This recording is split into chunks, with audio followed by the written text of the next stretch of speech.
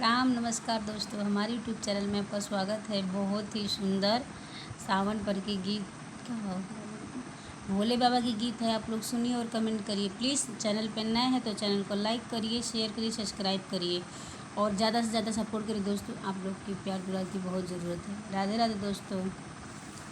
असो सावन में लागल मनवा सुन ले भोले जी, अरे सुन ले भोले जी।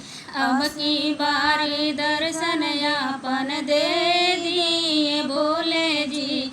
अब की बारी दर्शन यापन दे दिए भोले जी, अरे दे दिए भोले जी।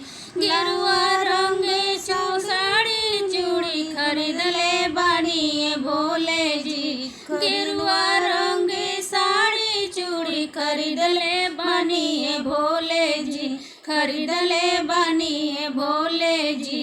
लेके कंवरिया बन के संवरिया देवघर जाइबे भोले जी। लेके कंवरिया बन के संवरिया देवघर आइबे भोले जी। पहिले पहिले कांवर उठवली मालूम ना बरहिया जो। पहिले पहिले कांवर उठवली मालूम ना बरहिया हो। जेके चहेली उहे अवेला बन के राउर कंवरिया हो। जेके चहेला उहे अवेला बन के राउर कंवरिया हो।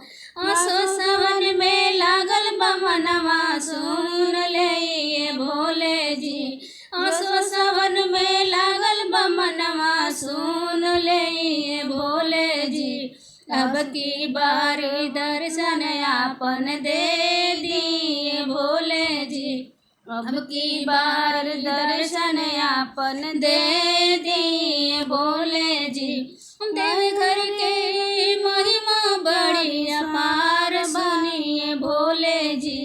देवघर के महिमा बड़ी अपार बनिए भोले जी। जेही अवेला धन हो जाला सुन ले भोले जी। जेही अवेला धन हो जाला सुन ले भोले जी। असो सावन में लागल मनवा सुन ले भोले जी, अरे सुन ले भोले जी।